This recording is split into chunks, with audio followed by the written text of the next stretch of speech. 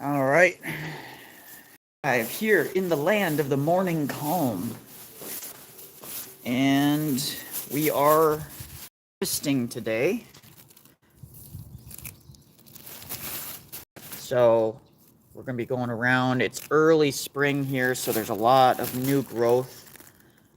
Nothing crazy, but lots of fresh growth that we're going to be picking for no other reason other than the turtles need food.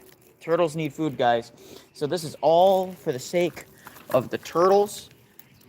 W's in the chat for turtles. If you're coming into the chat just now, W's in the chat. And we're going to be going and talking about, while we're doing that, we're going to be talking about Alex Sorin and the other Paul's debate, which I got a chance to watch. I did not get a chance to jump into his after stream debate review, and that's because his after stream debate review was I was at my in-laws, and I'm still at my in-laws helping my father-in-law. So I haven't been able to get to church today because I'm helping my father-in-law with his cancer stuff and whatnot. So we're not able to. He needs all the help he can get early in the season because it's a farming season. It's a harvesting and planting season. So there's a lot of like initial work that needs to be done. And he just gets too exhausted because of the chemo. So I have to take my time to go and do it. Now, I don't mind doing that, but it does affect my ability to get to, it's the like polar opposite direction of soul. So hello, how are you doing, Fudge? So yeah, we're gonna be going around, we're gonna be harvesting, we're going to be getting food for the tortoises. Walk and talks are back, guys. Hey, walk and talks are back because the weather is actually nice enough for me to do it outside without my hands like freezing over. So I hope everybody is doing well. God bless you guys. So right off the bat, Alex Sorin's review, or Alex Sorin versus the other Paul review. I'm going to do a thorough breakdown probably tomorrow. My back tooth is feeling better. I'm on, the medication's really kicking in and doing good. Again, it's impacted, so it still occasionally hurts. But we do have a tentative schedule on when I'm going to get at least one of the tooth taken care of. Again, I have an impacted wisdom tooth, so it's just killing me. And it's starting to press up against a nerve. No, it's a impacted wisdom tooth is pressing up against a nerve. So it's like killing me, guys. So we're going to be going around. There's going to be a nice long walk today. And we'll be giving my instinctual reactions. Now, we're going to be going over the stream in the debate in detail, specifically the openers, tomorrow.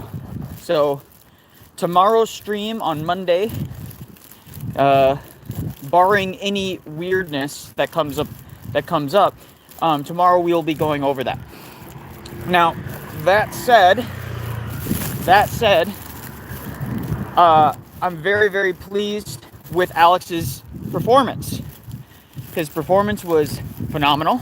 I'll give you guys a couple views occasionally of where I'm at.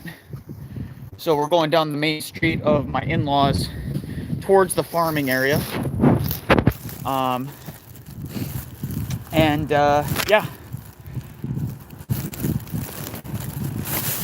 You got... Okay.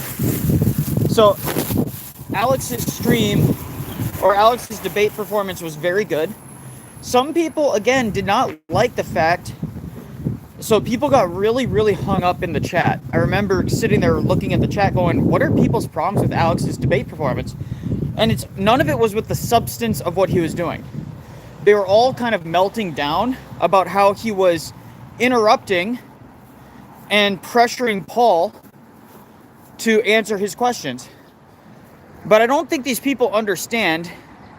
No, OTP made almost zero good points, and we'll get into that in a second. I'll explain what I mean by that. he made essentially 0 good points. Now, what that means, what I mean by that is he was very inconsistent.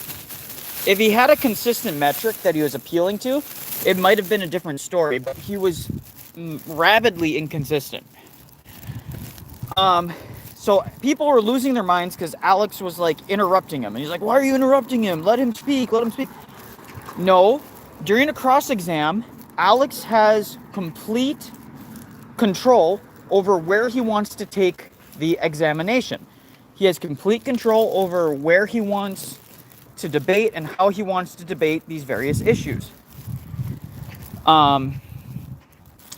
It is not OTP's job or his time to push back and then ask questions, asking questions on these other matters. So when Paul answers a question and then asks a follow-up question to Alex, Alex doesn't need to answer. It's not his time. Catholicism is cool. I mean, I could probably debate them, but I don't know what I would offer that's meaningfully distinct than other people that have debated them. But yeah, I certainly could. I have a video on the back burner that I'm going to do as members only initially, responding to Shad M. Brook, who I like. I love Shad. Shad is he's a really chill guy. I've talked to him in private, in DMs and stuff like that. He's very chill. He actually gives really good advice on writing and things like that. So he's a really chill guy. But yeah, they definitely need only Orthodoxy and put the final nail in the Mormon coffin. Well, I wouldn't say it's only Orthodoxy, because the Mormon position is actually super inconsistent. Like, it's not good at all. The dandelions guys right now are super small. But tortoises love dandelion heads. They absolutely love them. So we're gonna pick as many dandelion heads as we can. We need to set up a monastery in the Mormon homeland. They will all convert. So true. So true. But Orthodoxy is growing very rapidly in Utah. Very rapidly.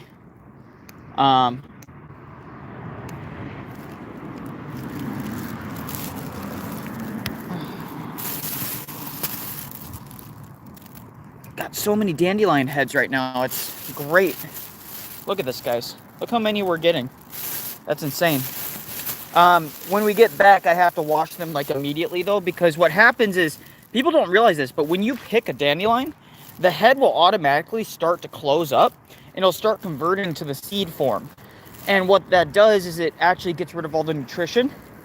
You want to keep it yellow. So what you have to do is you have to pick out the yellow portion from the green in order to preserve that nutritious value. And also, dandelion root and dandelion heads, like the flower heads, make an excellent tea, and it's really, really healthy for you. So, and also dandelion leaves are really good for you too. You should put them into, if you are walking around, as long as it's not near a major busy highway, otherwise you have to wash them super thoroughly. And you should wash them anyways. But the point is if you are walking around and you know it's an area that doesn't use Roundup and doesn't use a bunch of like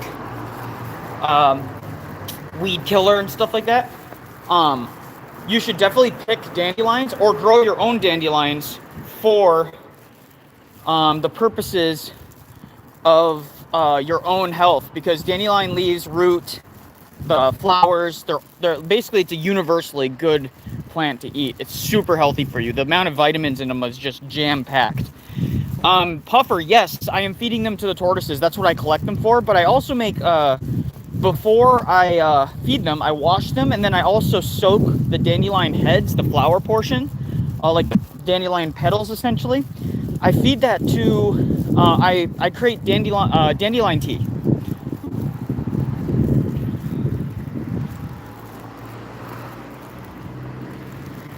So,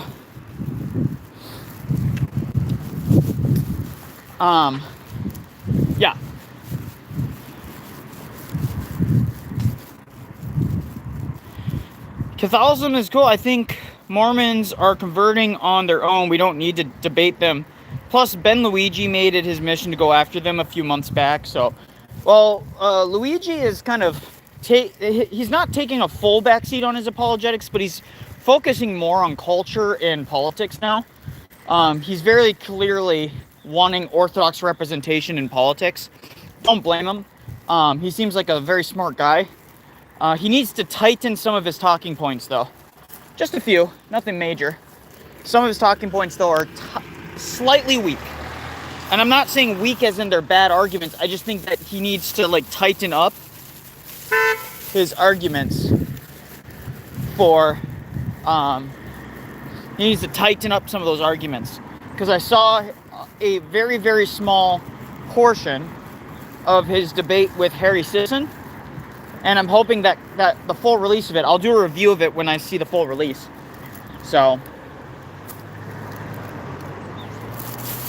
by the way, like, the Mormons have nowhere to talk because they're literally funding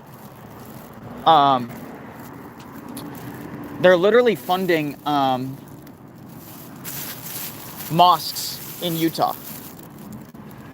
Like, absolute insanity. Okay, so I'm going to show you guys some of this. Again, if you have questions, if you want to ask about Korea, if you want to ask about the debate, just feel free. This is a very casual stream. So this is actually, these blue flowered plants are actually really, really good for tortoises and actually people too. They have they're a common weed that you can find even in the States. They're very, very good for tortoises and animals and people as well. A lot of common weeds that you find just anywhere and everywhere. What is that? Is that a bug? That's a bug. It's on my screen, guys. Why won't you come off, you little bugger? There we go. Oh, I just squished it on my screen. Ah! Okay.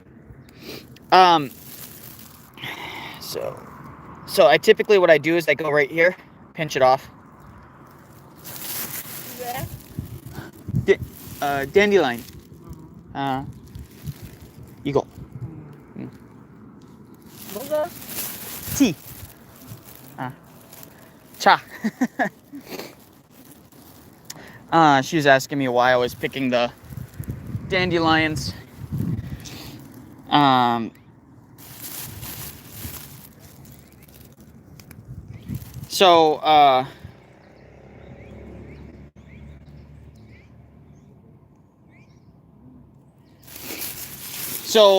What was I saying?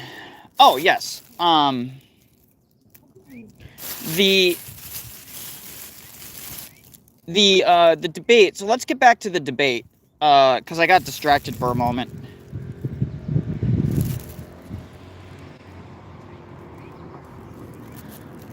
Well, I'm a white guy. I'm not homeless in Korea. Are Koreans xenophobic? No, they're not. Not at all. They're actually very, very kind. They don't tolerate antisocial behavior, though. So when people say xenophobic, if you don't integrate into their society at least somewhat, they're not going to tolerate it. They're very, very, they do not tolerate at all antisocial behavior, right?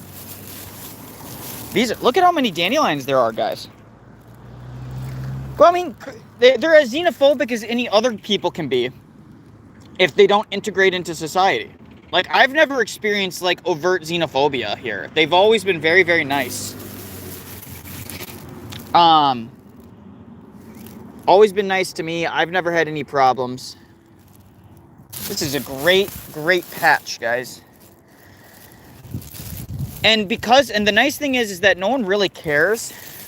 No one really cares if you're picking dandelions here because they're just considered a weed. Like, they're considered a weed. Like this, too. This right here. This little flower, this blue-headed flower right here. This is considered a weed. No one cares if you pick it, you know? So it's really easy just to come and grab it. No one's going to care. Even though they're super good for you. So the tortoises love it too. The tortoises absolutely love it. And they love the flowers of these weeds. I can't remember what those are called in America.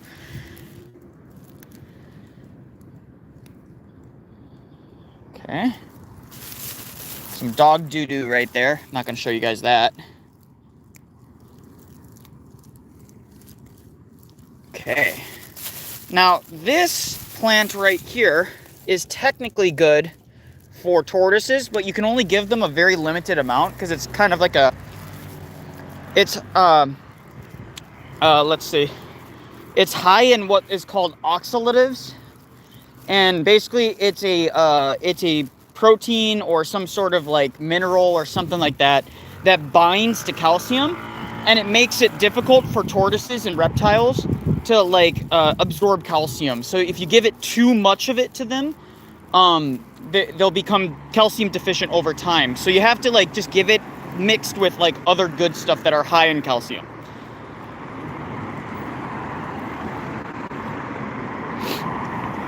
Yeah, my bishop goes to North Korea semi-regularly, so I would say at least once or twice a year he tries to get there.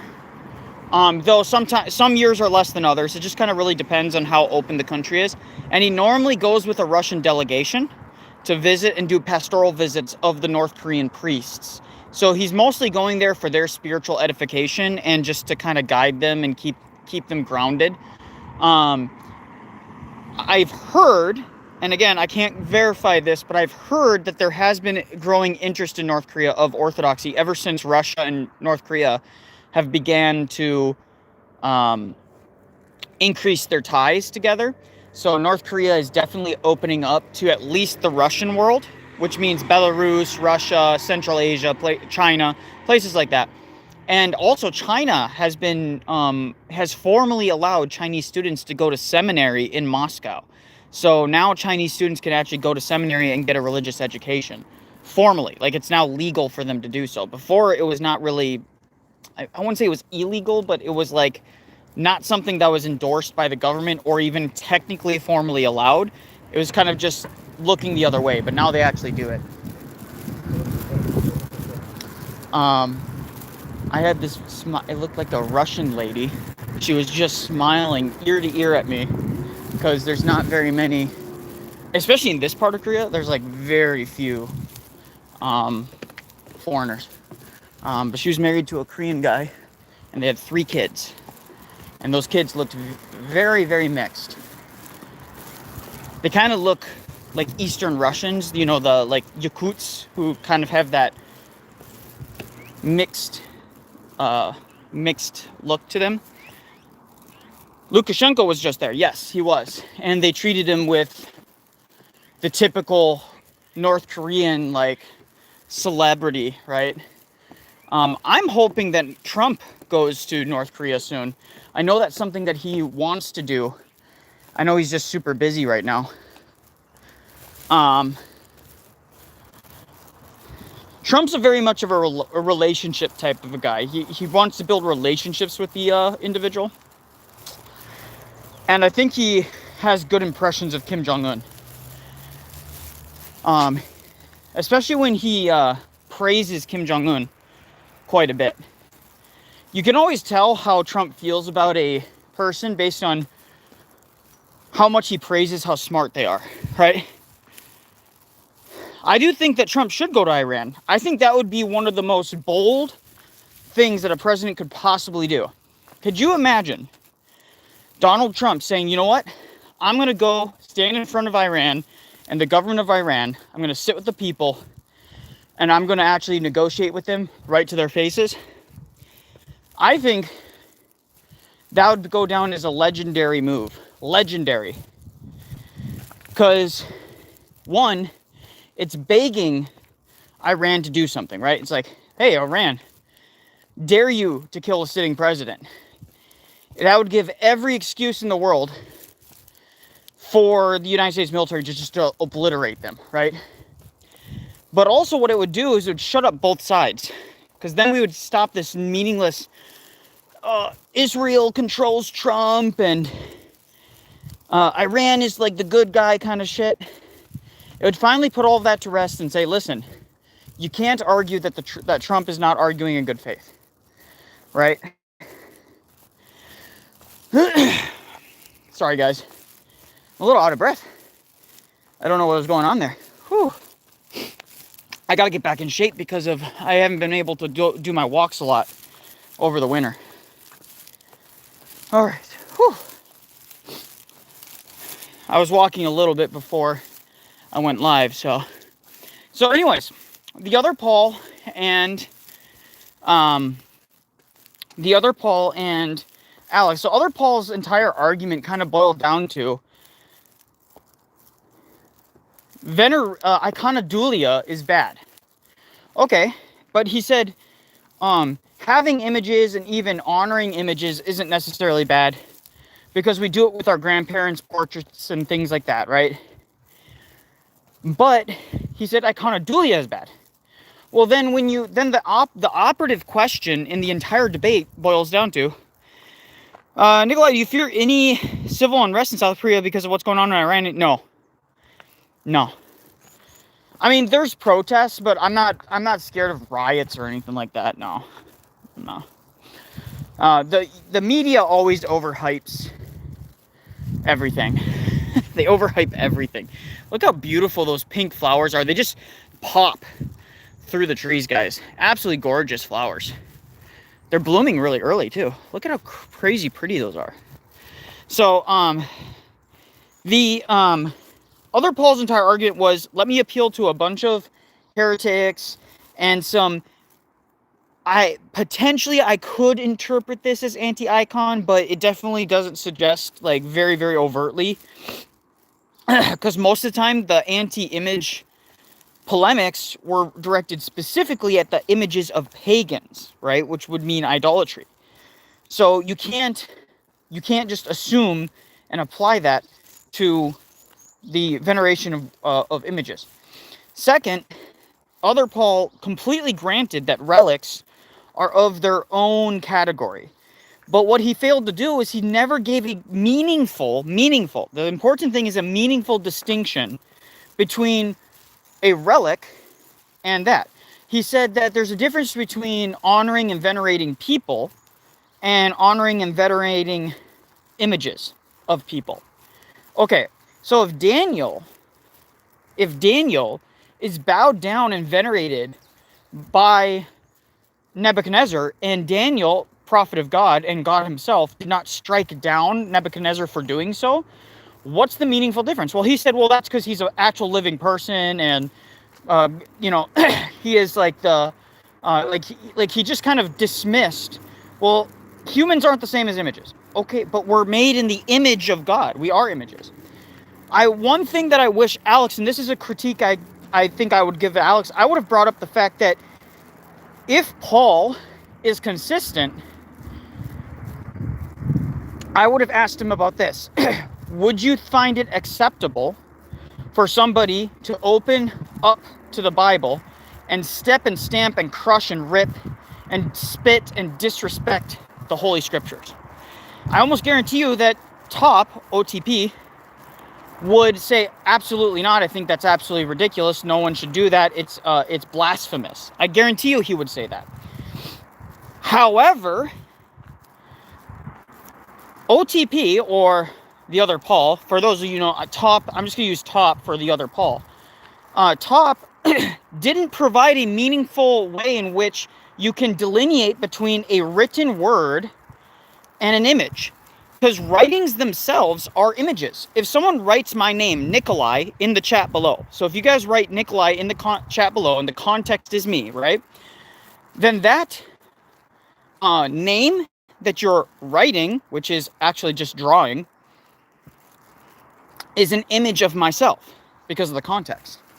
Just like if someone were to paint a picture of me and post a picture of me and say, picture of me is stupid.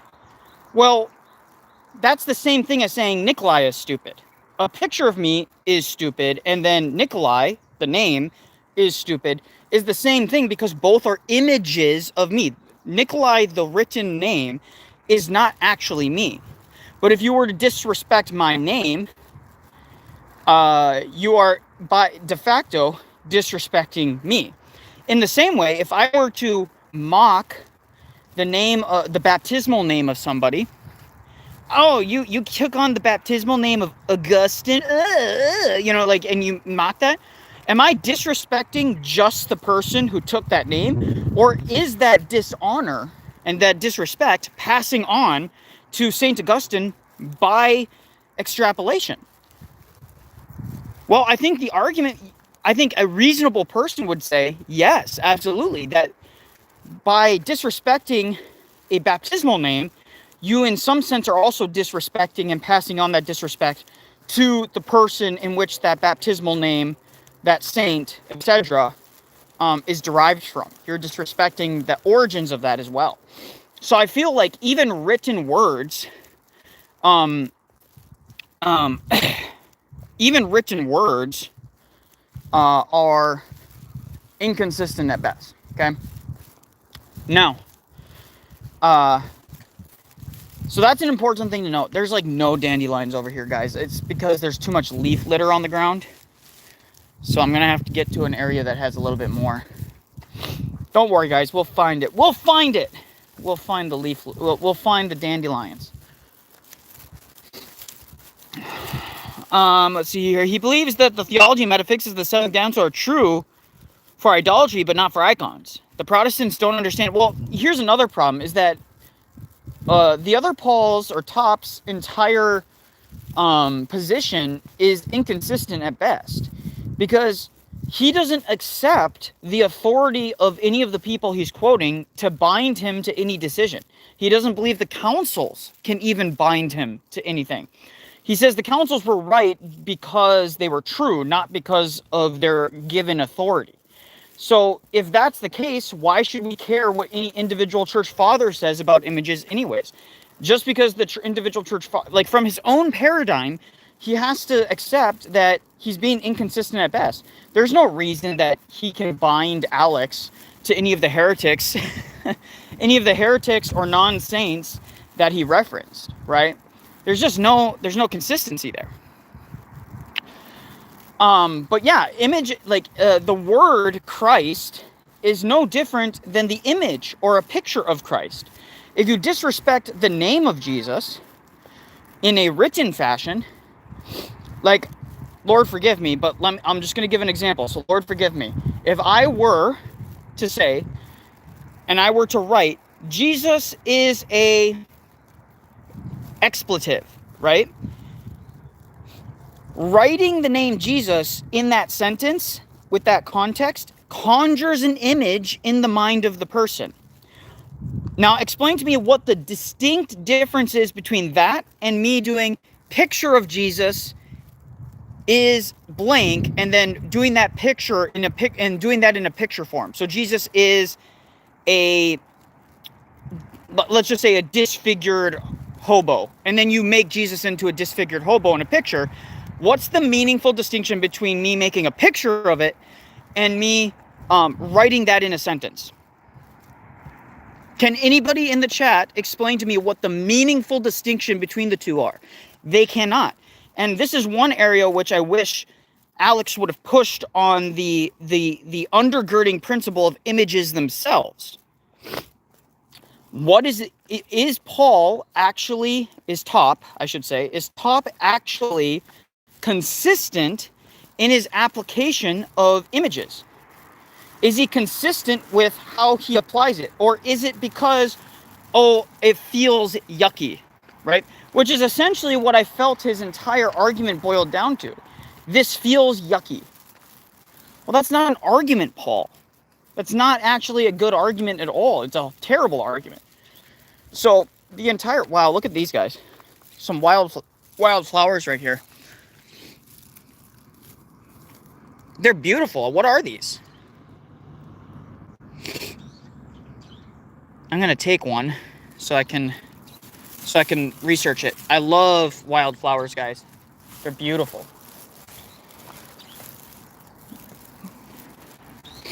Hot take, but some things you should do what your wife likes. Sky, you should tell your wife you're the man of the house and be respectful but firm. What is someone asking? How can I convince my wife that my refusal to get a haircut, I'm aggressively balding, is an aesthetic practice, I'm Saint Maxing, and that I'm not coping? Yeah, Puffer, I actually agree with Puffer on this. And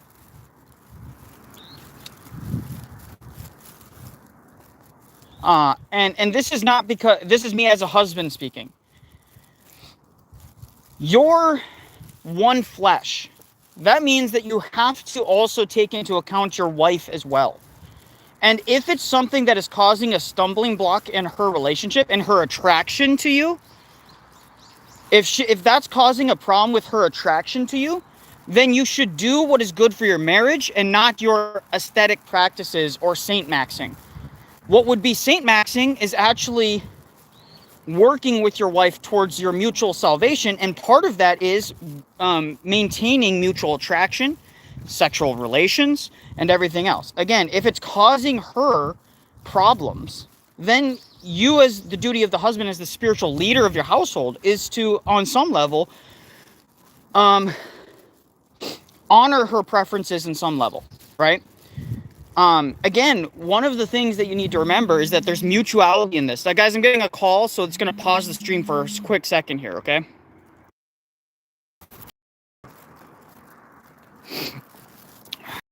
Shoot! Damn it.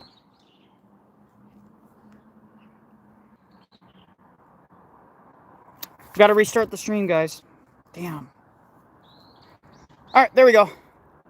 Sorry about so I had stream got all jacked up, so I had to restart it. So I apologize about that. Took a second. When you call on your phone, it jacks it all up. So, anyways, so no, Sky, that's what I would say about that. Now, in terms of the other Paul, to go back to the main topic at hand, his biggest problem is, again, he has no consistency in any of his responses. When he was responding to Alex, almost all of his responses were massively inconsistent. He would hold one position in one moment, and then when faced with a seeming contradiction, an example that would create a contradiction for his view, he just kind of accepted the contradiction and said that it wasn't a problem, which is just a hand waving. Hand waving a contradiction is not actually a response to the contradiction itself. It's actually like just revealing that you're not consistent. That's essentially what the entire debate boiled down to, was he was being massively inconsistent. Now, I responded that Top did laughably bad. He did laughably bad in the debate itself. By the way, guys, share the stream, like the stream, all that stuff. The other Paul did really, really poorly in the debate. But here's the thing that's crazy, is not only did he do laughably bad in the debate, I posted about it. I said, yeah, he didn't do good. It was a horrid performance by him. Instead of like saying, well, here's why I think I did well, he decides to just like do a smarmy tactic of posting a completely out of context screenshot from like 6+ years ago. And when I say 6+ years ago, this is like 6 to 7 years ago, maybe even longer. Might have been even close to before I was even an inquirer, or it would have been during the time that I was an inquirer into Orthodoxy. He posts an out of context screenshot that completely removes any context of the conversation and then claims that I was like, I didn't know that scripture was scripture or something like that. Which is just like a really bad way of engaging in a debate. But, you know, I just called him out for that and said, you know what, you're like, this is exactly why you guys are this is exactly why they are losing so many converts. Because when your only response is to just mock the other person, it's not that I'm not very impressed, right? I'm not impressed with just blindly mocking something. So, yeah. I've had this problem before when I had talked to a Lutheran friend of mine. I pointed out contradictions and he waved them and saying it was a mystery. Yeah, it's not very good. It's like just not a good way of engaging. Like, it's not going to convince anybody who's having doubts about the Protestant or the Anglican or whatever XYZ position. Anybody who's having doubts about that is not going to be convinced by your hand waving.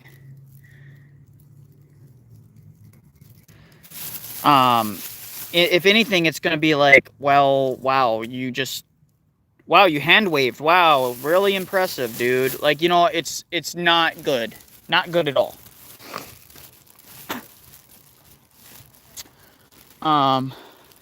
Puffer's gonna... What's your beef with young penitent? Because he always sticks his nose in piety signals all the time. I don't have a problem with him per se. I've always, like, followed him and had no problem. But it's like, at some point, dude...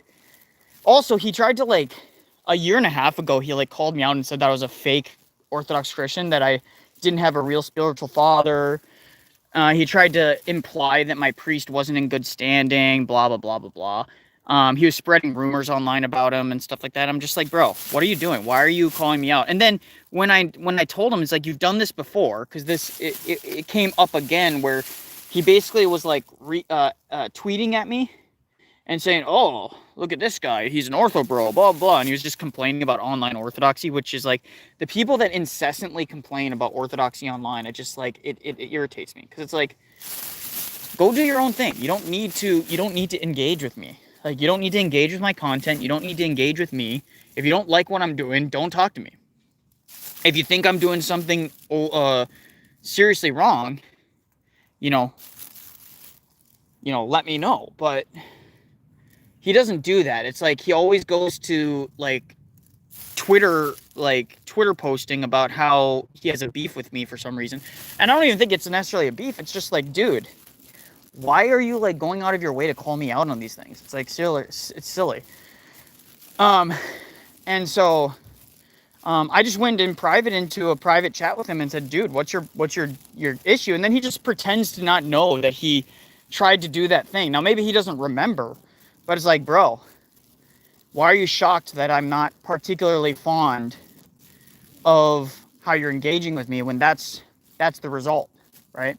Anyways, the point is that I unblocked him, and I don't have a beef with him per se. It's just like, don't treat me like I'm a kid, right? First off, I'm not a kid. I'm married. I have a child. You know, I'm 32 damn years old. I don't need to be treated like I'm a 20-year-old or like I'm a teenager, right?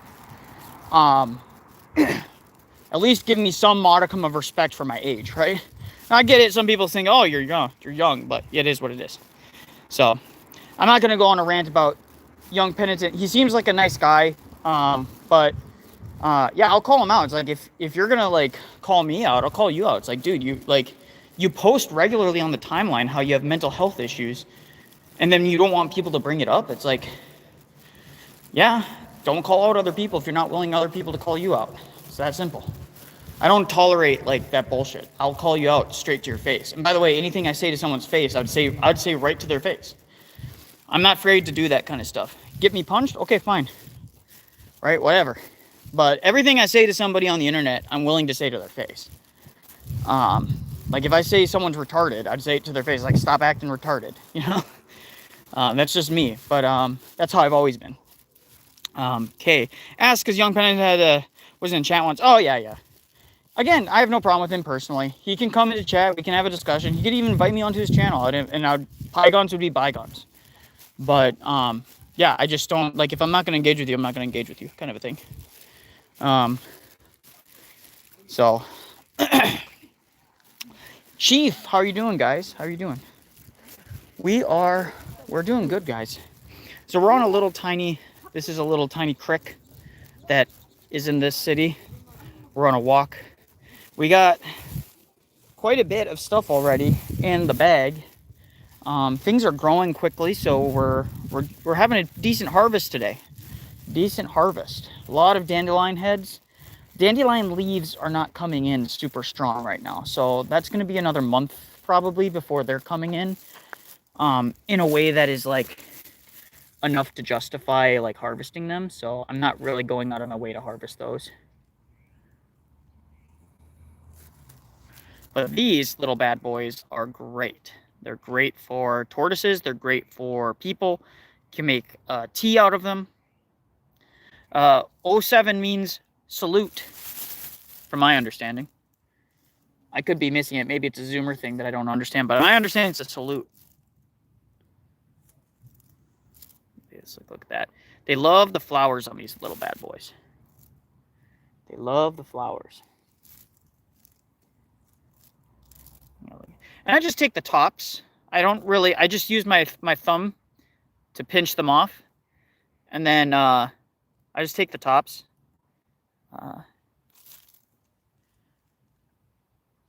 My tortoises are a bit picky though. They don't like the texture of some of these weeds. Because they'll eat it and then they'll spit it out a bit but they'll still eat it, but it's like they're a little picky. Little bastards. They're a little picky. Maybe it's because I spoil them too much with like lettuce and other things. Like maybe I just need to like give them you're gonna eat your veggies and you're gonna eat them like you like it. It's like eat your carrots, you know. I just need to be tougher on the tortoises. I don't know exactly what it's called in English. I know I took a Google photo of it. So one thing that's really cool about Google, guys, is you can just take a Google snapshot of it. Google will research it for you and it will tell you what that plant is. And then what I do is I go around and I take photos of common weeds that are just growing around in the city.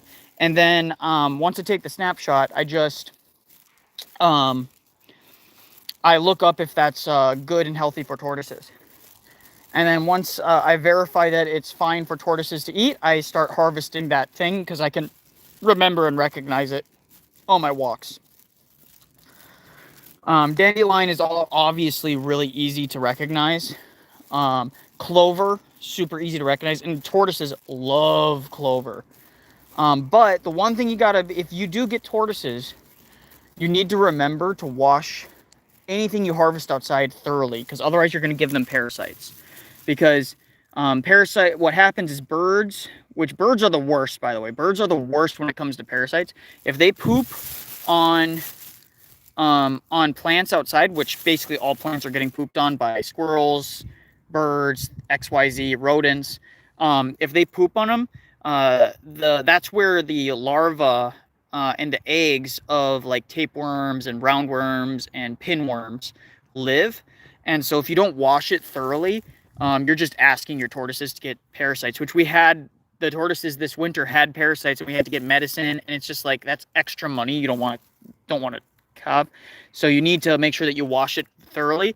And you can wash it in like baking soda and vinegar and like citrus, like lemon juice, kills all of that. You just let it soak in it, wash each individual one, and then give it to them. It's a little bit tedious of work to do, but it's worthwhile because you actually save quite a bit of money by harvesting yourself instead of constantly buying lettuce for them. And by the way, you have to like diversify your food for them anyways. So it gives you an excuse to go on a walk. It gives you an excuse to get outside, soak up the vitamin D. So yeah. Okay, what are you guys saying here? I started my journey into studying Eastern Orthodoxy. Glory to God. Thank you. The only one, Clyde. Sorry, guys. I can't read this always.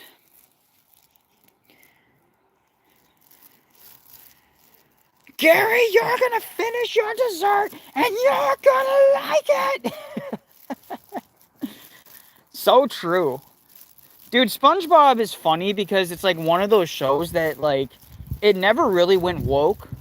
It just gets crazy. Like a lot, like the newer stuff is just like, some of it is like trippy as hell and weird, but it's just like ridiculous, wholesome fun.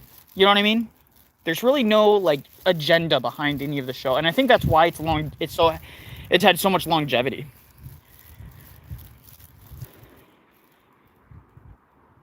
Also, thanks for having me on your previous stream, dude. Anytime, any freaking time. It's a blessing, and I'll have a stream tomorrow reacting to the openers of Alex Sorin and the other Paul's debate. So I'm thinking tomorrow. My wife called me and she was panicking because the tortoises peed in their cage, because we have them in a temporary cage because we brought them with us. We brought them with us to my in-laws. So, and she's like, "Oh, what do I do?" I'm like, "Just wipe it up. It's not a big deal." Like, that's what they do. They pee. That's what tortoises do. They pee, they eat, they pee in the poop. And they're just fun to interact with. They're very, very nice creatures. By the way, such easy pets. Like, you cannot get an easier pet. Now, they live a hell of a long time, so, and you have to make sure you don't get certain species that get ridiculously large.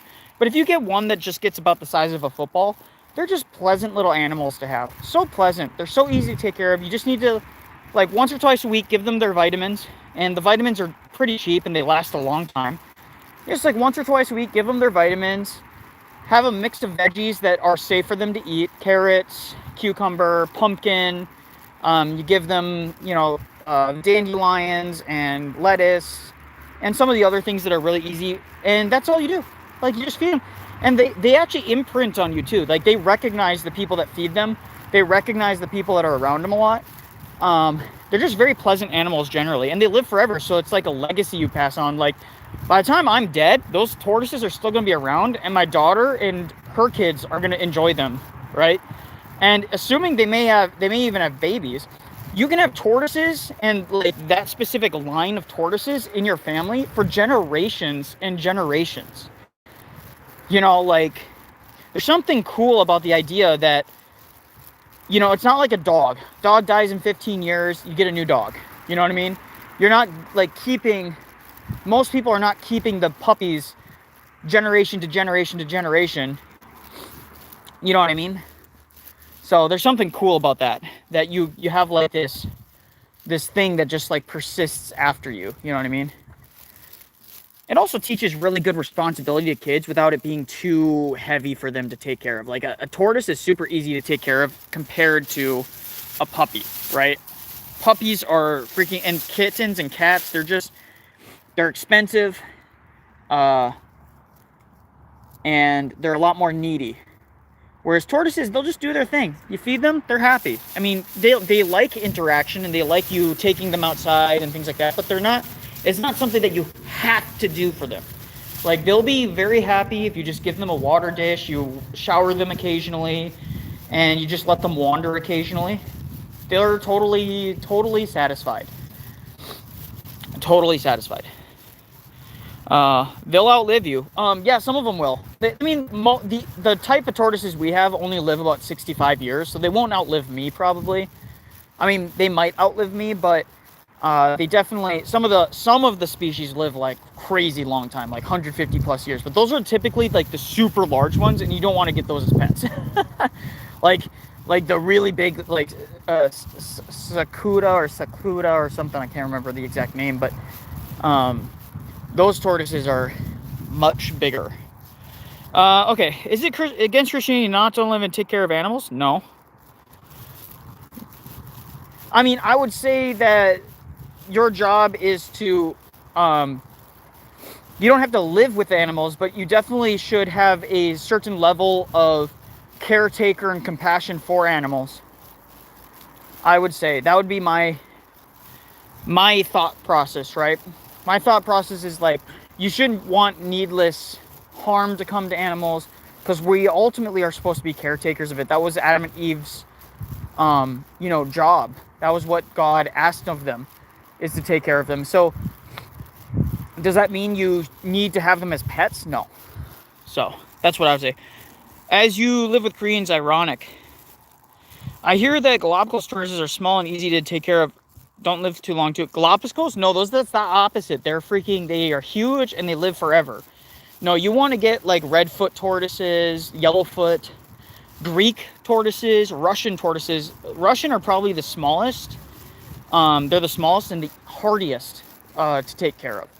Hardiest meaning they're very, very difficult to take care of poorly. They're very, very hardy animals, and they don't get super big. The males in particular do not get very big, which is funny. The females get a lot bigger than the males. Okay, we've reached the end of the path. Look at this, guys.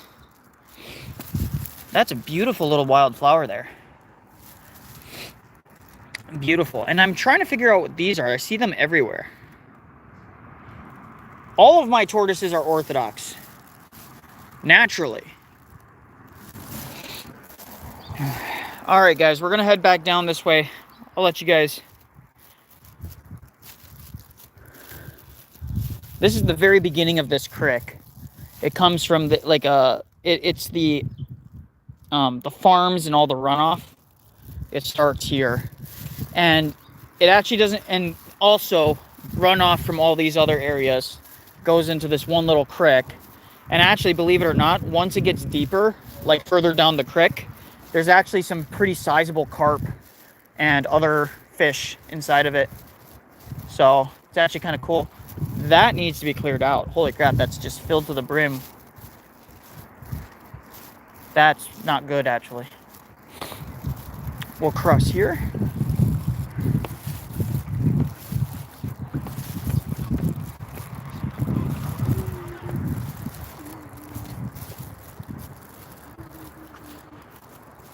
All of creation is Orthodox. So true.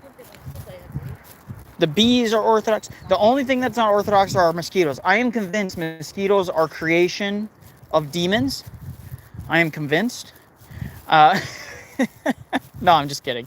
I know technically they probably, mosquitoes before the fall were probably just like, I like fruit juice, you know.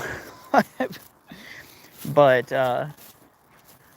I'm not 100% convinced mosquitoes are even necessarily like.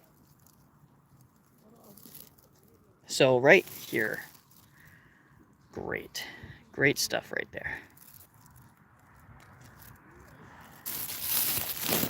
Roaches aren't either. Roaches aren't actually bad though. They don't actually like do anything. Like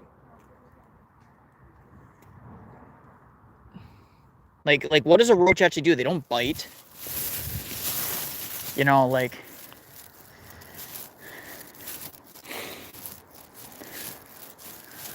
it's beautiful. Some apartments. I would love to have a little apartment right here next to a little river walk. Go on a walk every morning.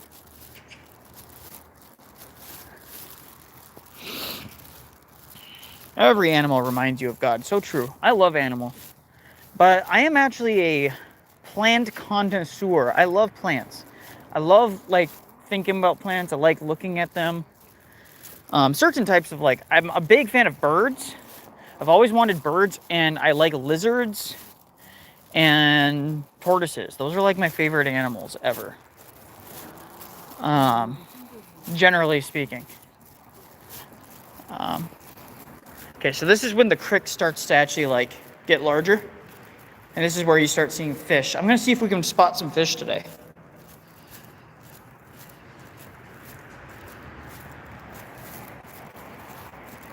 Never smoked weed in my life. I know it's a joke. I'm not saying it's not a joke. I'm just saying that's one thing that I always find funny. I've never touched drugs in my life except for, you know, obviously like prescribed medicine.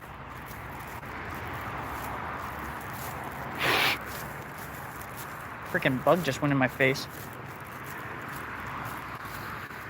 Botany, fire, so true. I hate cats. I absolutely despise cats. Actually, you know what? I shouldn't say hate cats. I find cats unpleasant. I should not say hate. I don't really hate them. I just find them like not pleasant and overhyped as a pet and generally as a species. I just find them not a very pleasant animal, and I don't understand why so many people find them pleasant. Not even ciggies? Never had a cigarette in my life. Never smoked, ever.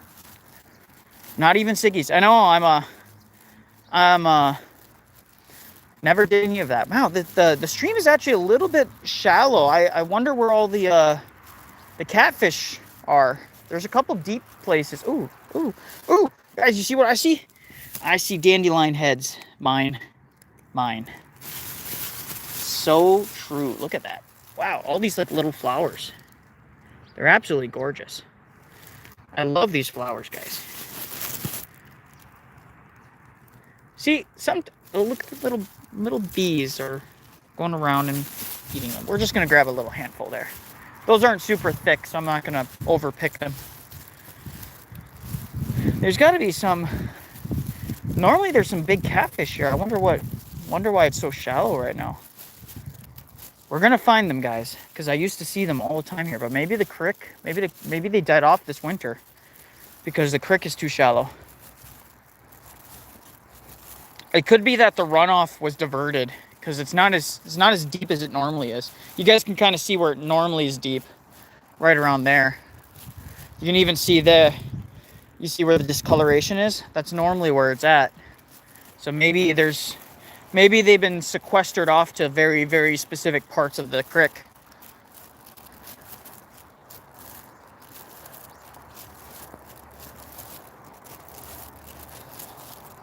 I have a question for you. Which Nicholai are you named for? Saint Tsar Nicholas II is my patron. Saint Tsar Nicholas II. Holy Martyrs, the Emperor of Russia, is my patron. All Americans caught the catfish to fry. So true. I think they're actually carp. I don't think they're catfish. I have to, if I spot one, I think you guys will know. There's some garbage there in the middle of the strip. See, this is one thing that drives me up the wall. I used to have a stick, like a really long stick, and I would clean up any garbage that comes here. Sometimes I'll do that too. There's not always garbage here. They're actually pretty clean for the most part. Yeah, guys, I think all the catfish died off because I'm not seeing any right now.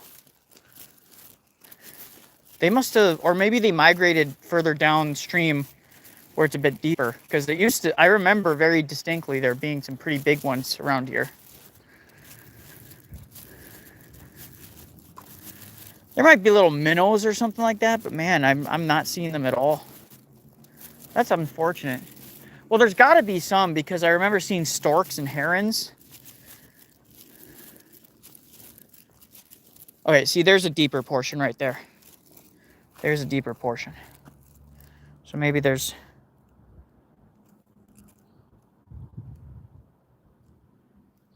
The next stream after this one for me is 2 black Hebrew Israelites. Do you think the Bolsheviks were mimicking the French Revolution, sacrificing? I do think so, yeah. I think I think all revolutions have a similar spirit. There's a similar dynamic spirit involved in all of them. Certainly think that that's the case, so. Okay, it's starting to get deeper. So maybe we'll spot some guys.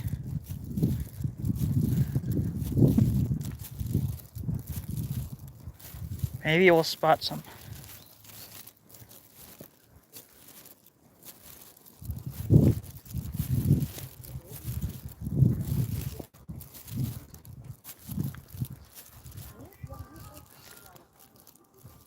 Nicholai, is your wife a Mormon space wife? What? I don't even know what that means. I don't even know what that means. Mormon space wife. No, I'm not familiar enough with Mormonism to actually, like... I know that there's like a such thing as a Mormon space wife, but my wife's Korean, and Mormonism is like basically non-existent here. Jehovah's Witnesses are the big ones here. They're the ones that are popular. Man, there's no fish right now. We're going to go right to here, and then we'll go over there in a second. It's a Jay Dyer parody song. Oh.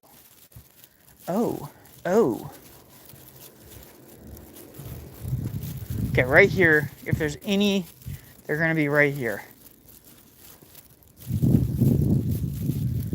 Nothing. Interesting.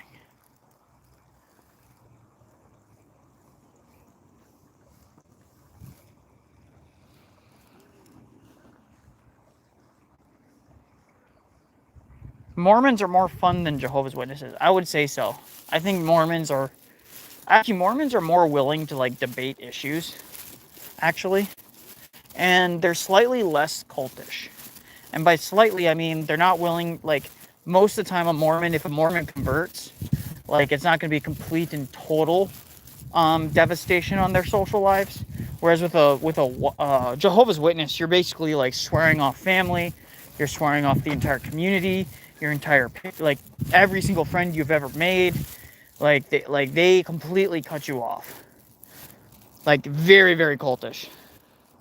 Do they knock on doors out there? The Mormons or the Jehovah's Witnesses? The Mormons, I've only seen like a handful, and almost always they're in the heavily foreigner areas. Look at that. You got one growing right here. This is a good little plant right here, guys. just the tips here. Just there. There we go. Oops. Oops. Look at that. They're very beautiful plants. Okay. What the heck is Adventism? I don't know. It's a good question. Oh! So this is like a public park up here near my in-laws.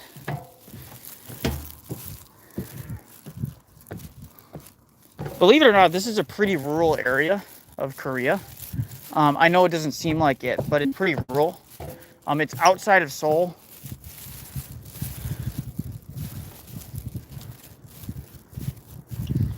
This is where it's like they mimic like early Korean like houses, like Neolithic is what they call it. Of course, it's a bunch of pseudo history nonsense, but it's still pretty popular. You know, they always have to push their fake and gay history of like these random primitives who somehow these magic monkeys that magically figured out how to farm. Magic monkeys, guys. Man, like, talk about one of the biggest jokes of a theory ever is the theory of, like, evolution. It's just so embarrassingly stupid. So embarrassingly stupid. Like, imagine actually believing that. That's absolutely insane. I would walk away with the animal, talk with animals, grunt and squeak and squawk with the animals. So true.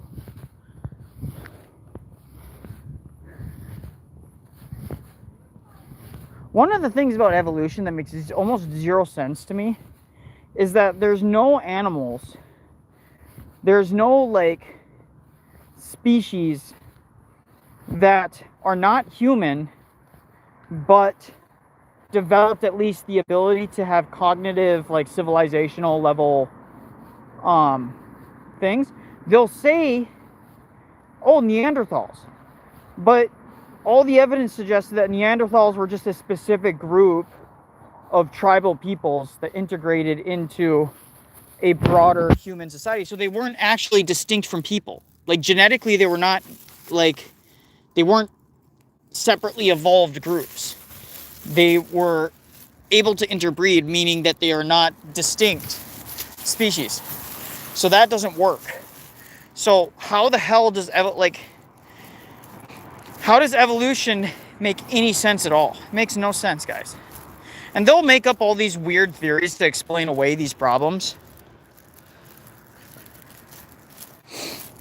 But there's just no consistency in the theory. No consistency at all. I love Made by Jim Bob and Jay Dyer's video on evolution. Yeah, Jim Bob does a great job against evolution and the religion of scientism. He does a great job with it. I do hope that Jim Bob, like, continues to study some of the core theology of Orthodoxy and becomes a little bit more proficient in arguing specific Orthodox soteriology and Orthodox theology. I think he is. Over time, he's gotten better. But I'd really love to see him do some more, like, Orthodox-specific debates. But then again, I don't think it's his desire to become a specifically Orthodox apologist. Right? I remember when Jim Bob was exploring Orthodoxy, I used to watch his streams before that. And when he was still kind of in this sphere of, like, Vox Day and Owen Benjamin and stuff like that. And I remember when he was exploring Orthodoxy, he asked very insightful questions. These pseudo stairs here, guys. Jim Bob watched Father Spearden earlier. Yeah, Father Spearden is great. Father Spearden is great. We're going to go this way, guys. I think we're going to go this way today. I've gone down here before in some of my past streams.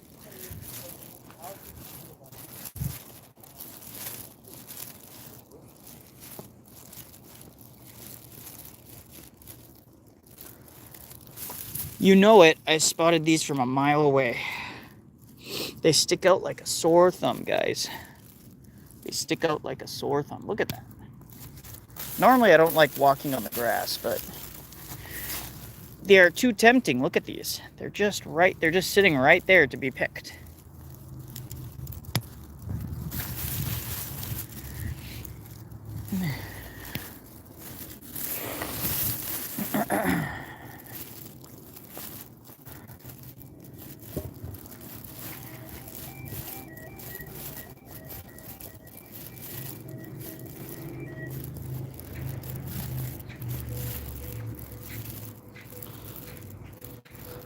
Do you make dandelion tea? Yeah, so I soak the flower heads in water after I clean them.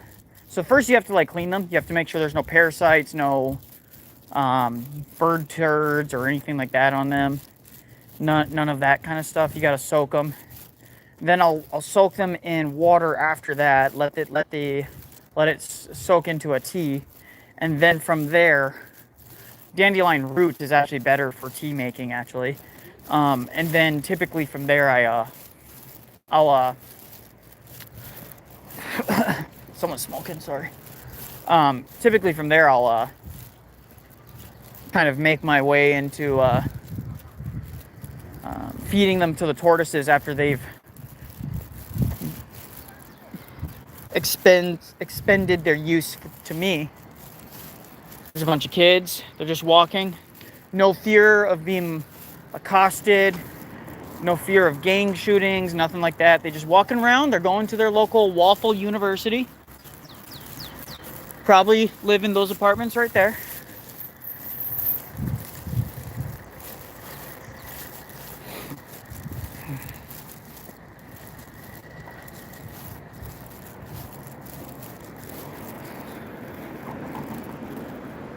Someone's piety signaling.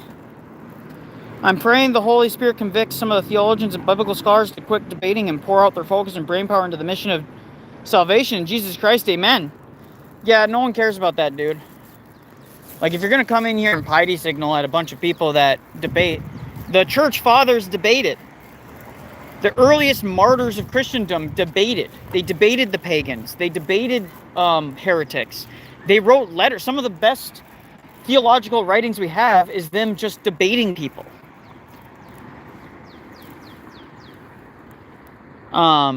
So, like, by what standard do you critique modern day apologists for doing exactly what the saints do?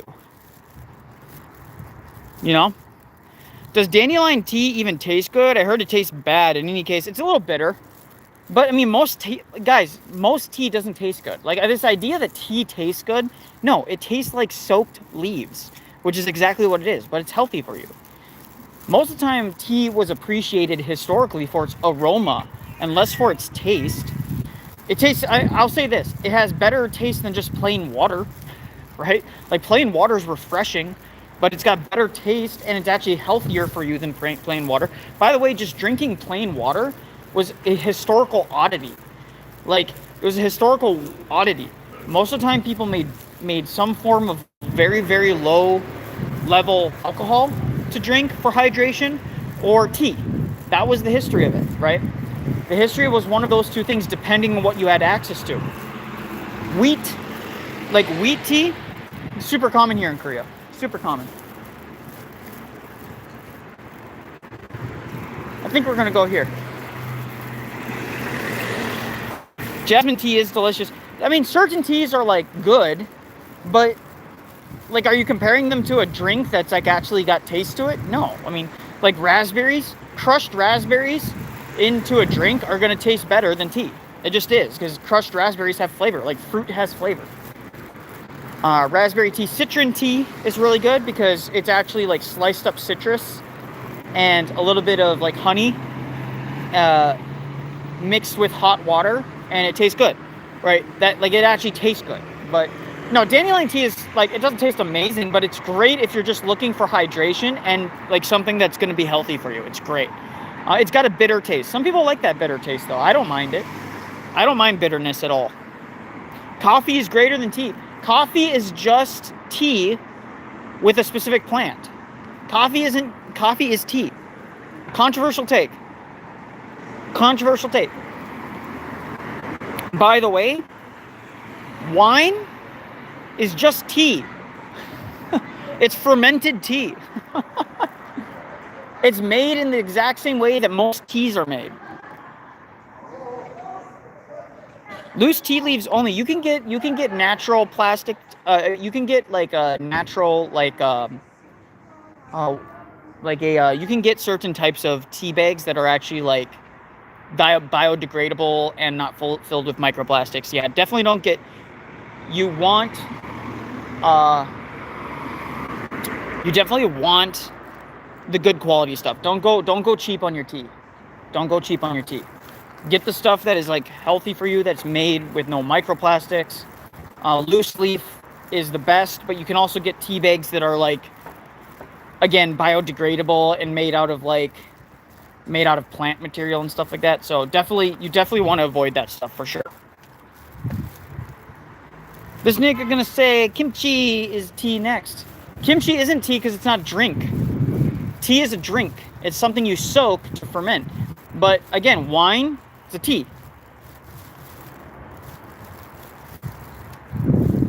You soak the wine in the juices and let it ferment. Tea is the same way. You let the leaves ferment. You know what? Actually, I'll change my mind. Wine is a juice. It's juiced and then it's fermented. So I guess it's different. It's not the same. But coffee, that's straight up as a tea.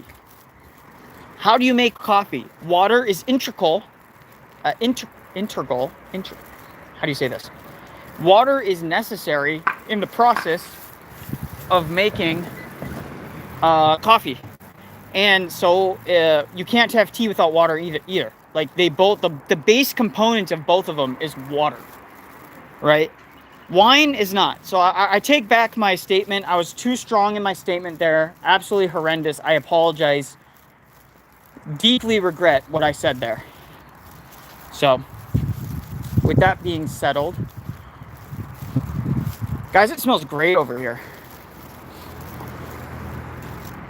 It smells absolutely great over here.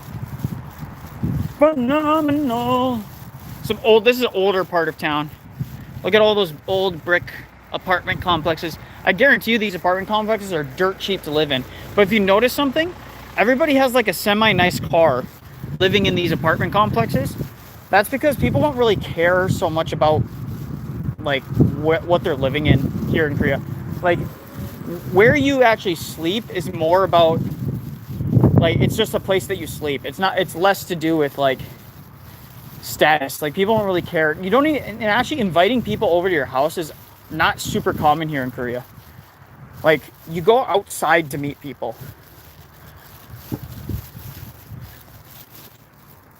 A bunch of farms over here. Recycling area. Probably all the farmers. I think there's grapes and some greenhouses just on the other side of that hill. But coffee is made from the seeds, not the leaves or roots. Is it still a tea? Well, there are teas that are made from the seeds of things.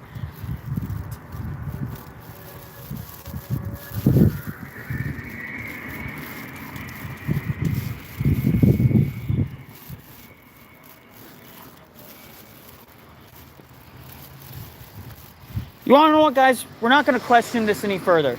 We're not questioning it. We're not questioning it any further. We're not getting into the philosophical implications of whether or not coffee is tea or not. We're ending it. We're ending it here, guys. Okay? Yeah, guys. So yeah, Top versus Alex Sorin was so bad. I thought Top was actually going to try and come in with like some maybe unique arguments. His arguments were just the same recycled arguments that Gavin Ortland made, except he added some fancy words and then he did some cringe like attempts to like impress the audience with Latin. He's like, oh, I know Latin.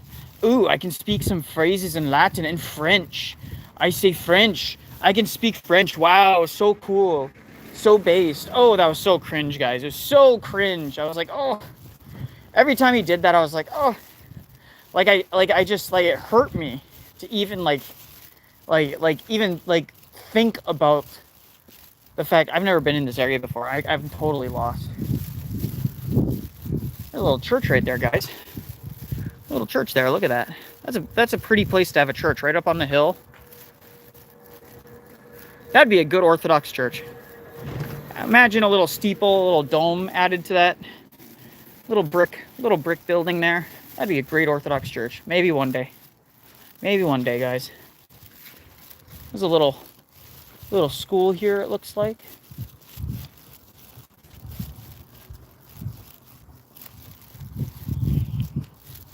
Guys, by the way,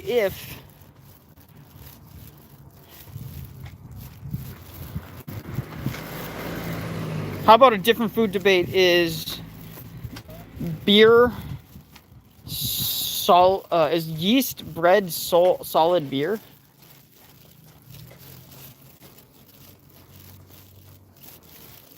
I think one could reasonably argue that beer is tea.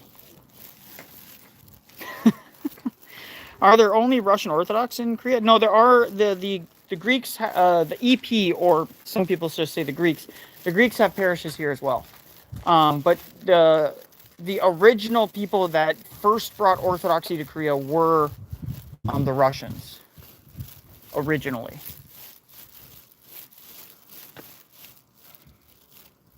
I'm going to go this way. I'm going to go this way, go out and around. But please don't go to the EP churches. Yeah, the EP churches in Korea are kind of a mixed bag. Don't get me wrong, they're very nice people that go to them, and a lot of the Koreans there are good, faithful Orthodox. But the hierarchy in Korea, they're kind of passive-aggressive towards the Russians here. They're very passive-aggressive. And also, you know, the EP gave the Bishop of Korea, their bishop here in Korea, the title Exarch of Japan, which is a slap in the face to the Japanese Orthodox Church, which is another reason why I just, out of principle, cannot attend an EP church here. Because, like, that's just such a slap in the face to the faithful. The faithful in... they're Byzantine Rite Anglicans, let's be real. There's... Some of the parishes I'd say are closer to that, yes, but I still wouldn't say that. I've attended a couple of them. They're really, especially the ones outside of Seoul. They tend to actually be much more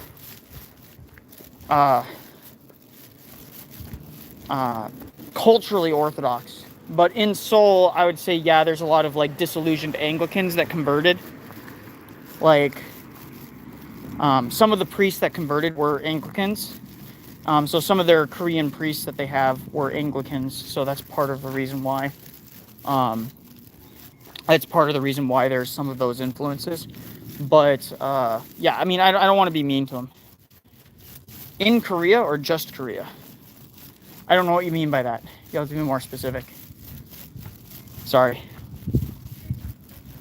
But yeah, ultimately, again, I try to be nice to them, but again, out of principle, the fact that they gave him that title immediately made me go, that's such a slap in the face to the missionary efforts of the Japanese Orthodox Church.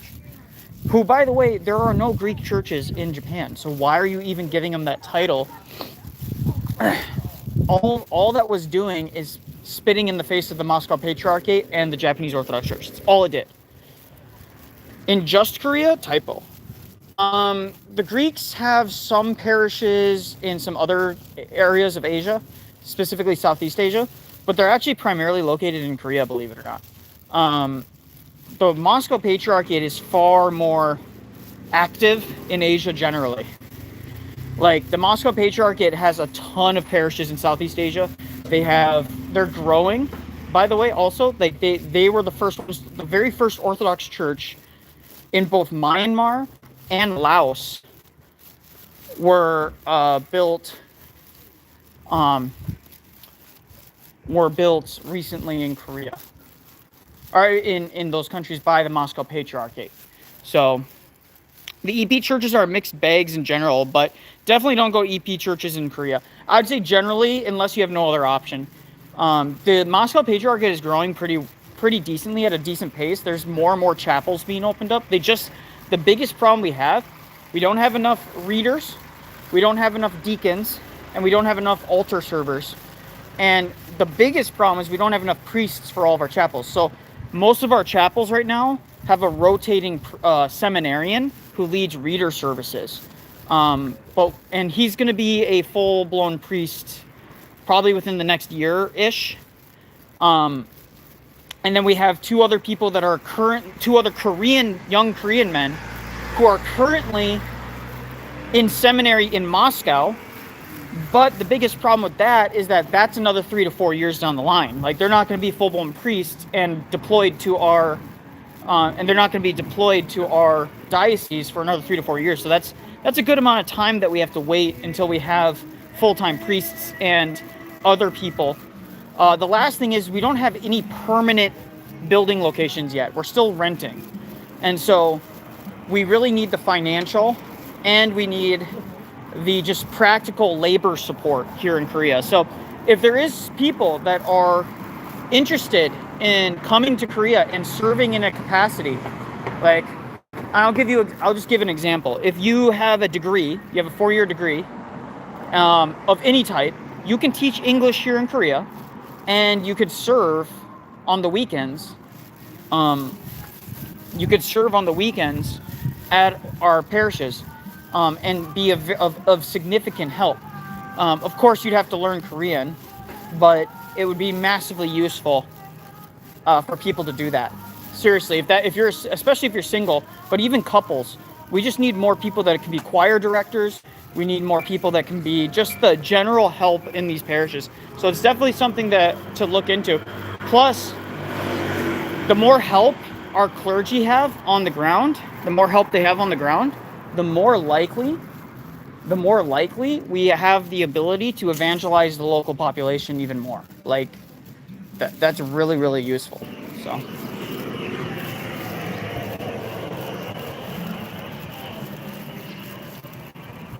why would you go to churches with pews? So true. I'm anti-pew.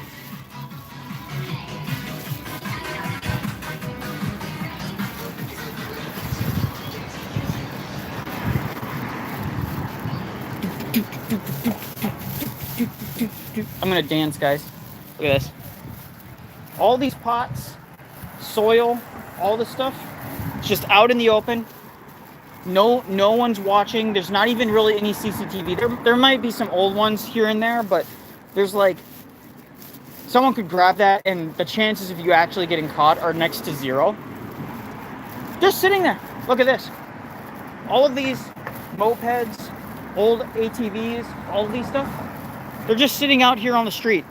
No one's scared that they're going to get just grabbed in the middle of the night. No one's scared of any of this. It's crazy, guys. Unfortunately, all the churches around me have pews. Fight! See, here's the thing. Eventually, pews are going to go the way of the dinosaur. Precisely because as churches grow and they don't have space, they'll have to take out some of the pews for standing room. And so the goal is to have so much, like, just logistical problems that you talk to the priest and say, listen, can we remove every other pew at the very minimum so we have standing space? It'll free up a lot of room. It'll let the kids run around a little bit and stretch, things like that. And we can keep the pews there. And then as you continue to fill out and you continue to grow, and then you don't have space again, you say, hey, can we just push the pews to the back or to the sides so we have standing room in the center? And then people who need to sit can just sit there. And eventually you want them against the wall, like along the backs of the wall. And boom, pews have been removed from your parish. And you can burn them for firewood. We have to slowly take it back, guys. This is a traditional Korean snack shop. It's really cool. It's really cool. I'll show you guys sometime. I will show you guys sometime. That's a little farming area. They sell seedlings, so people will come and they'll get like started plants, and so that they can get started earlier. Look at that little dog. A little dog peeking through the blind at me. That's funny.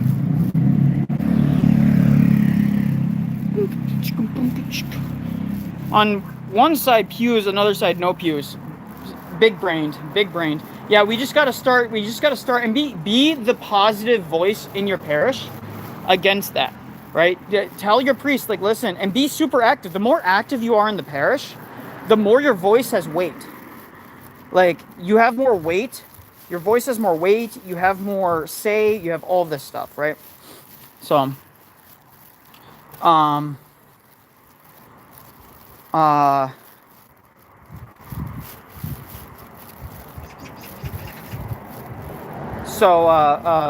yeah, that's the big thing. That's a new church. I've never seen this church before. Wow, that's a pretty big one. This is an older part of town, and there's a new church here. Korean churches are so funny because you instantly know when you see them. They all have crosses on the top of them. All of them. Like, that's one thing I'll say about Korean Christians, even the evangelicals. They tend to be very conservative theologically. They tend to be very theologically conservative. So there's a lot of like Orthodoxy definitely has like a place here and will definitely grow over time, in my opinion.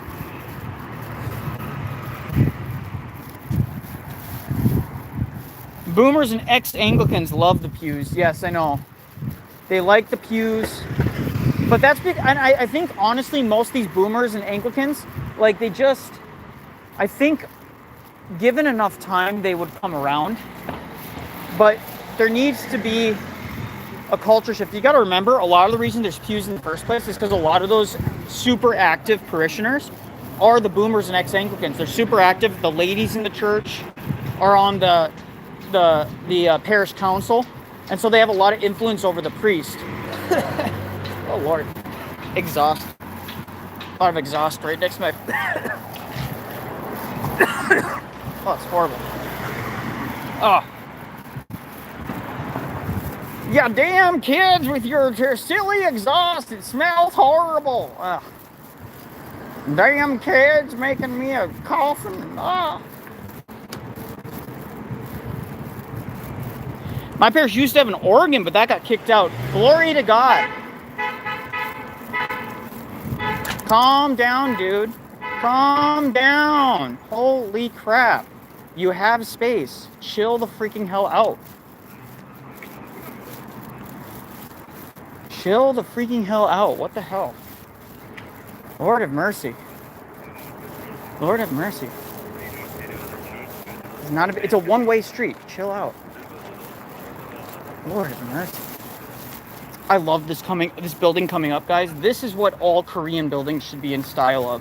Like, all Korean buildings should be in this architecture. In fact, if I was president of Korea, every single building, apartment complex, whether it's an apartment complex, whether it's a building, whether it is, I would mandate that all of them have to be in this style of some sort. This style or more traditional. This style or more traditional. One or the other. So you have to either go more traditional than this or this style. Like, minimum. Right here.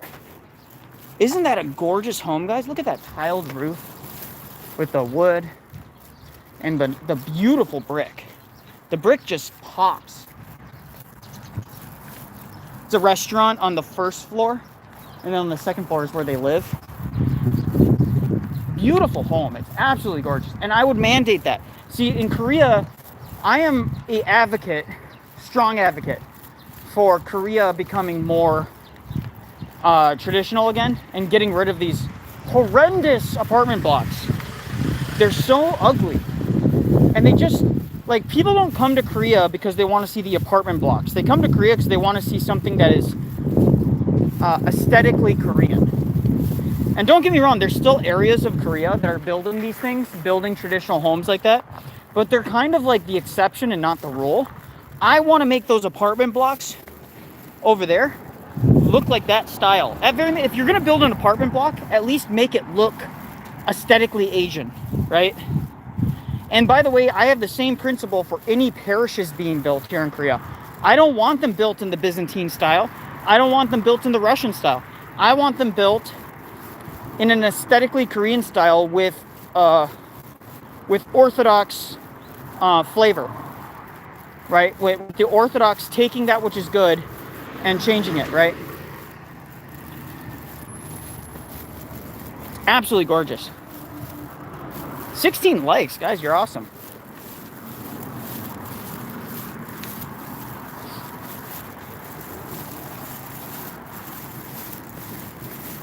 I don't know what they're building up there. So they walled off this a while ago. It used to be all farms over there, and they walled it off not long ago. I wonder what they're building over there. I hope they're not building another ugly apartment complex right there, because it's just horribly ugly.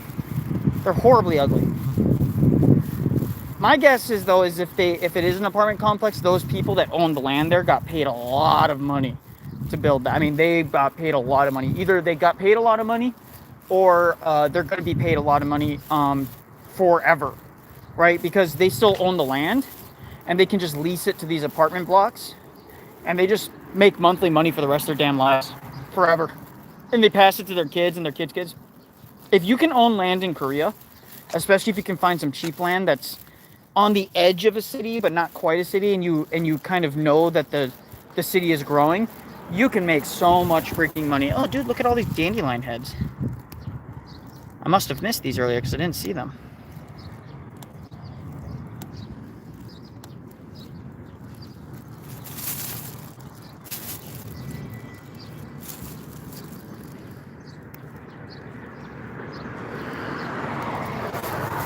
People have to step up on both sides. Yeah, so true.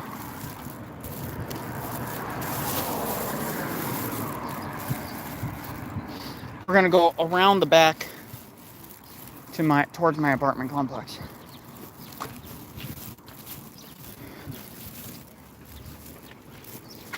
That is one ugly dog. You guys should have seen that dog. I'm not gonna film it because it'd be rude to show somebody's dog on the thing and just be like, oh, look how ugly the dog is. But that was one ugly dog. I also didn't have enough time to switch the camera.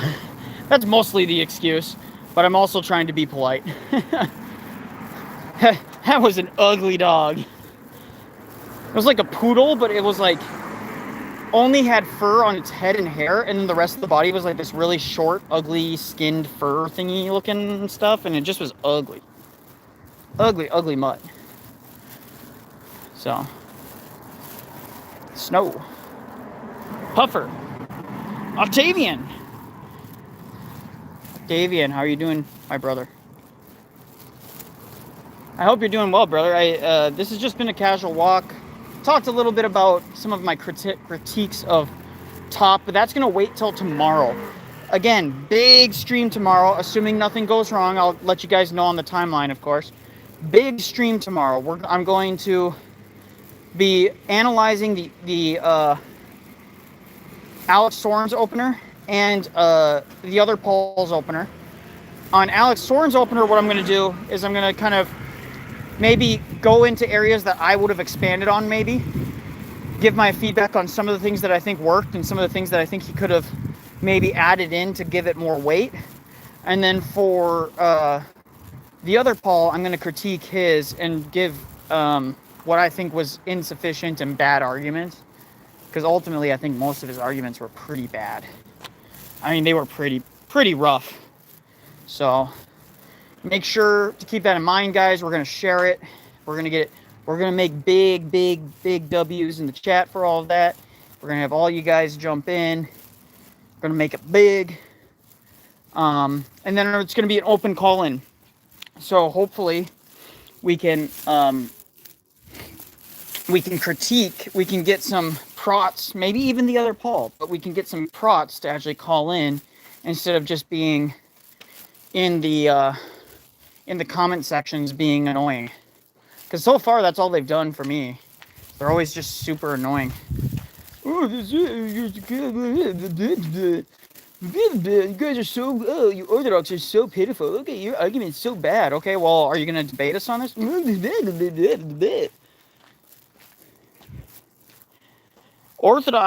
Nicholai is dominating the Orthodox panelverse.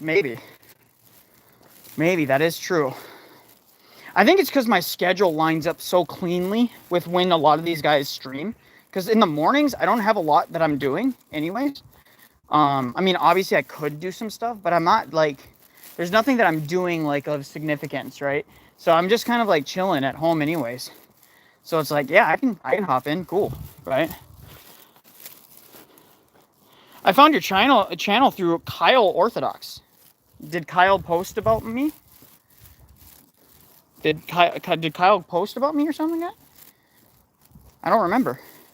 I know some of the mods in his Discord are like buddies of mine that I've known for years, and so some of them might be sharing my stream. But I didn't know that. Whew, these walk and talks are great though, guys. I know not a lot of people show up, and there's not a lot of super chats. And I know that and also I can't even set up super chats like directly on here.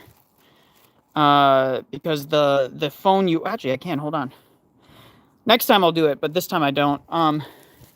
You know, I don't have really any goals for super chats. I'm not even really like, I'm answering questions, talking about Korea generally, and people ask me questions, but like, it's not like something that I'm expecting, but it's just fun. Like, these are great. I love doing this.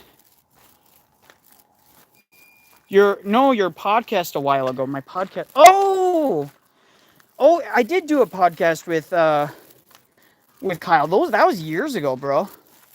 He reposted it semi-recently, but that was years ago. That was when I was first coming into Orthodoxy. I might have been just freshly baptized at the time. It was either when I was freshly baptized or I was like in my second or third year.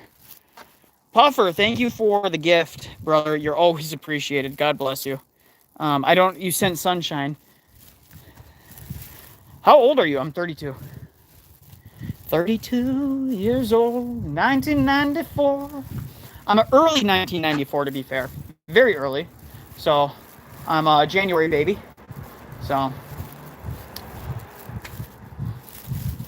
I got sunshine on a cloudy day. I have a spiritual take to debate. The Western Christianity separated the spiritual real from the material. It's a reason why they have a hard time with sacred objects, honorifics, and reverence, etc. Well, I would say there's some truth to that in terms of like the Protestant sphere, but I think for the Roman Catholics, the problem with the Roman Catholics is they've tried to systematize and academic, like make everything into an academic pursuit, an academic understanding. Like, you can rationalize everything in the faith in like this kind of scientific academic style. And so what it did was it removed the actual spirituality from the miracles, and it removed the spiritualness from the acts, and it removed some of the dynamism, the dynamic way about these things. And so what ended up happening is, by removing that, I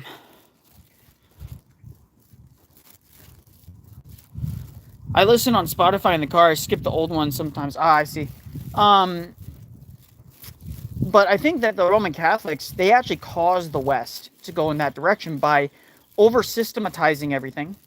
And the Protestants, who are the bastards of Rome, took that to an extreme where it's actually not even unreasonable that they come to the conclusions that they do when you think about it in that way, right? And so Rome is actually the reason why it is the way it is, because they've tried to systematize everything. And you also see this with their saints, the way they treat their saints, the way they treat their objects, the way they treat merit and demerit, the way they treat the life in the church, everything. Like, everything becomes this kind of systematized thing. Even the eschaton is this systematized, like, systematized the eschaton, which is weird, because for them the eschaton is a moment in time, right? Like, it's this constant like state of bliss. It's like a euphoric bliss. It's the beatific vision is like this euphoric bliss that is everlasting and ever there. Whereas for us, it's not like, we don't really systematize the eschaton in a lot of ways. A lot of it's mystery, But what we do know is that we will have roles and things that we do going from one glory to the next. We don't have this like state of euphoria that we're in, like this constant state of euphoria. But that's just a minor critique of, again, I actually don't have many problems with most Roman Catholics. I have a problem with a lot of the Roman Catholics that are inconsistent with their position, right? Like, if you want to hold to your position, that's fine, but at least be consistent. Like, if you want to hold to the Pope, be consistent with holding to your Pope, right? I think that's the biggest problem. Well, it was for me. It made me think clearly, not falling into bad pattern thinking, logical fallacies. Well, but logical, no one's saying that you can't have logic. We're saying that some things are beyond the ability for the human to comprehend completely. So therefore, it's a mystery. Like, the Trinity is only understood in its most infinitesimally small way. Like, the idea that we fully have encapsulated and understood the way the Trinity functions, how it works, and because we don't even have a way that we like, there's a differentiation between procession and begetting, but we don't really even understand the nuances and the distinctions between those things. And so we don't try to. There's no need to, because it's not really a salvific issue. It's not an issue that is actually like foundational to our faith, right? One of these days, guys, I'm going to come here and I'm going to clean up all this trash in this area, because it's just, these vines stop people from getting up there and cleaning that trash. I really want to just get in there and clean that trash. It's just, this is years and years of stuff that's just piled up, years. And I want to get in there sometime to do that. I'll have to bring some heavy duty pants though, because my pants are going to get just ripped to shreds in this stuff. This these vines and these like branches are super sharp and pokey. They're not full of thorns, but they're very woody. Does that make sense? They're very woody. Scholastics always respond to objections in detail, which is very useful. Well, again, when you respond in too much detail, when you over-explain things, it actually opens you up to other areas and inconsistencies in your theology, actually. That would be the Orthodox critique. And also, yes, Puffer is correct. Your church isn't consistent anymore. Your own popes don't really hold to Thomistic scholasticism anymore. I know there's certain segments that still do, but on the whole, your church isn't like going around preaching scholasticism anymore. All right, guys, we're almost done. I'm going to be turning around here soon to go back inside. It was a great walk and talk. 2 hours. 2 hours of walking, guys. See, this is what's so good about it, man. I feel great, even if my knees are a little bit shaky, a little sore. This is great. This is exactly what you guys need to do more often. Well, preaching scholasticism, what are you blabbering about? I'm not saying preaching scholasticism. I'm saying if you're rooting your preaching and rooting your arguments in only scholastic ideas and only scholasticism, if you're overemphasizing the scholastic methods and academic methods of coming to truth, you actually open yourself up to arguments. That's what we're saying. So, pufferfish timed out Crow again. Crow is a nice guy, but he just, like, it's like pulling teeth with the guy. He's always pretending he doesn't understand what we're saying, which is very irritating. It's like, bro, I'm not sure exactly what you're, like, I'm not sure if you even understand what I'm saying precisely. Like, it's very irritating. All right. I'm visiting St. Tikhon's Monastery in America, bright Saturday. First monastery in America. I'm hyped. So true.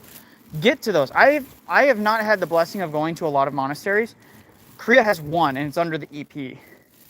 But thankfully, I have access to a lot of monastics. All of the clergy so far in Korea are monastics. Both the priests, our bishop, and even our deacon, our hierodeacon, are monastic. So, Puffer got a hair trigger. Hey guys, so we are coming back to the in-laws apartment. It was a great walk and talk. Just a brief review. Of course, we didn't have anybody who came in. And Didn't your bishop establish a monastery, Nicholai? He established a chapel for the monastics, but we don't have a separate like piece of land that's kind of like for where the monastics live full time, because we just don't have the money and the monetary stuff right now. But he's building the process of building up a chapel for monastic life. That's his goal, is to build all this up. My bishop is doing a lot of work to build the foundation stones for a very bright future in Orthodoxy in Korea. And again, it's going to require more.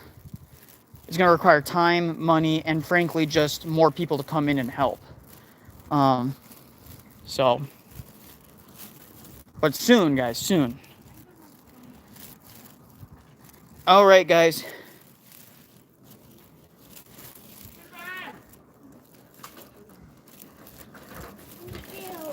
We're gonna get going. And it was a lovely time chatting with all of you guys. Really appreciate it. God bless you. Have a wonderful day.